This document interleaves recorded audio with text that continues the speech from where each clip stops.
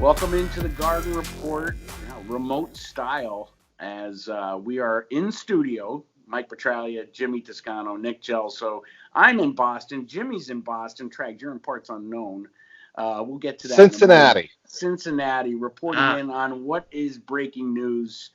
Seems like it's minute by minute now, folks. Another NBA, actually several NBA players today were announced, or at least teams, and one of those is our very own Marcus Smart, announcing via Celtics press release, official announcement, and then Marcus came on and did a video talking about it. And again, Lakers soon followed suit. Haven't announced who the players are just yet. Trags, implications as the Celtics, coronavirus has hit the franchise now, the team. I really don't think it's a surprise. I don't think anybody, given the fact that the Celtics played the Utah Jazz at TD Garden back on March 6th, about 13 days ago from when we are recording this right now, that somebody was going to test positive who came into contact with both Rudy Gobert and Donovan Mitchell and the Utah Jazz. This shouldn't come as a surprise to anybody. The biggest takeaway for me from Marcus Smart's Instagram video was the fact of how composed and calm he was. He was reassuring to people that he was asymptomatic and he was feeling fine, but this is a warning call to everybody. Make sure you practice social distancing, and make sure you wash your hands and do all of the things that the experts, the medical experts, are asking you to do. Jimmy, Trags just said it all when he said it. It's not a shock.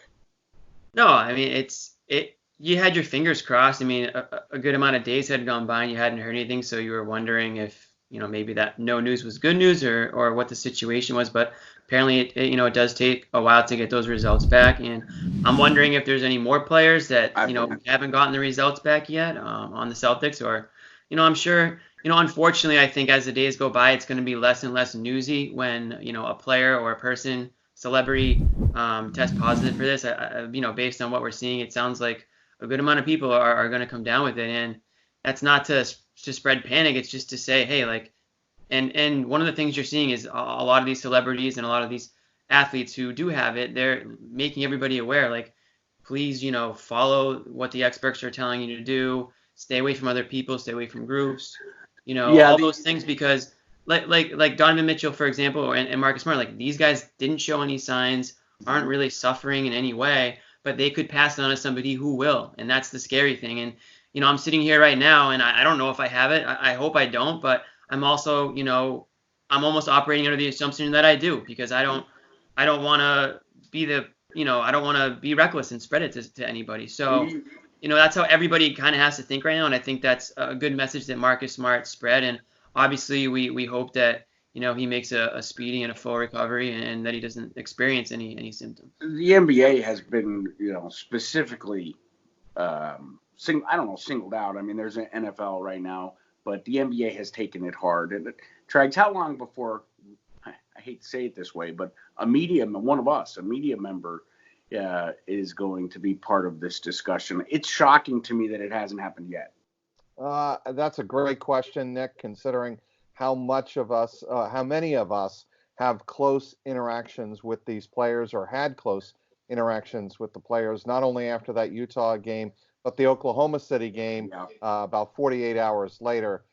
You cross your fingers, and as I think Jimmy put it the best, you have to work or go forward on the working assumption that you have it, and then behave as if you have it, and then practice everything that you're being told to practice, including the social distancing, the self-quarantining, all of that to the best of your abilities. Jimmy, you're like a public service announcement with that. You should be doing an NBA video, but are we going, and speaking of the NBA, are we going to see games this year? It seems the more infections that are now coming out. Now, I mean, I said it early on Cedric Maxwell's podcast.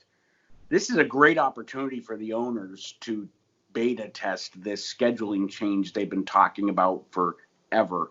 So the question is, will we see games this year? Secondary question is, will the schedule in particular, ever look like it did prior to the coronavirus? Now, are they going to start with Christmas and go later and not compete with football? It's been a topic of discussion for a while. I mean that whole, will the season start and end at different times? I have no idea. I think it's definitely worth looking into. I don't know why the NBA and the NHL are completely side by side. I don't know how that originated or what makes that necessary. It would maybe make sense for basketball to change up its schedule timing wise, but in terms of this season, I don't even feel comfortable guessing because there's just so much we don't know, and I wonder a week from now if we'll even care. What's gonna happen tomorrow? I don't know. So the advertisers care. I know. I think. I mean, I hope that we do get some sort of basketball, at least. And I said this last week, and so much has changed since then. But I was like, maybe some sort of bracket style tournament. And I know Trags doesn't agree with that, but I don't know how much time they're going to have to complete a season.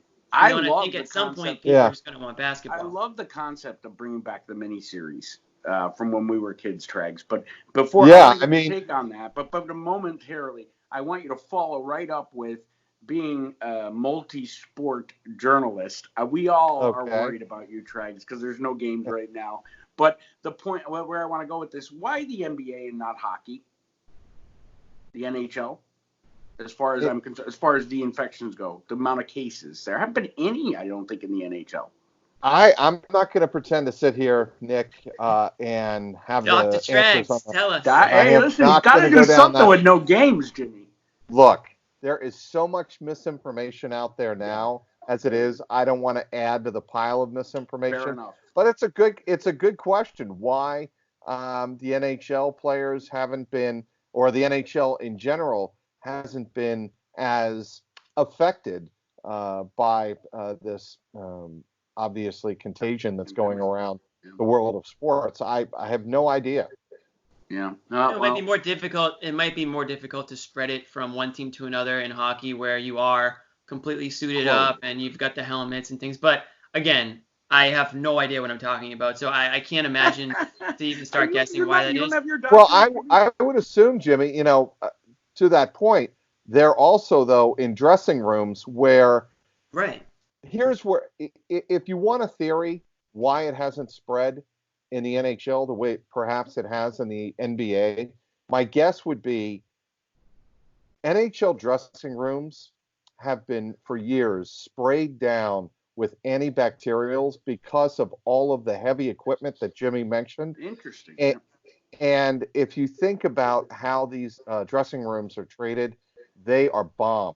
I mean, bombed with every type of chemical after these teams leave because of all of the bacteria that is absorbed in those uniforms. So that might be part of it, but I'm not going to sit here and say, that's the main ingredient that is. On that note, Trags, you are the bomb. Trags, you are the bomb. And I do say that, dog, and I mean it. I think we'll wrap with that. We'll hopefully not be back with any more reports of more people, more players getting, elite and the Celtics in particular, getting infected with this virus. But folks, it ain't over, and it ain't. It isn't anything to be really alarmed about. These guys are traveling in arenas with 20,000 people. They are in contact all the time. Take the appropriate precautions, like Dr. Toscano mentioned. He's just like Dr. Drew over there. And I think everybody will be fine. Not making light of the situation. It is serious.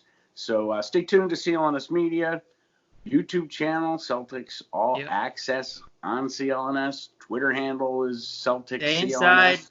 Stay inside until more testing is available. Once the tests are available, you'll be able to get tested and you'll know, okay, can I go out? Can I not go out? You'll know better. So just stay put, people. And from what I hear, they're on their way to Boston. So I'm Nick Gelso. He's Trags, Mike Petralia, and there's Jimmy Toscano. Peace.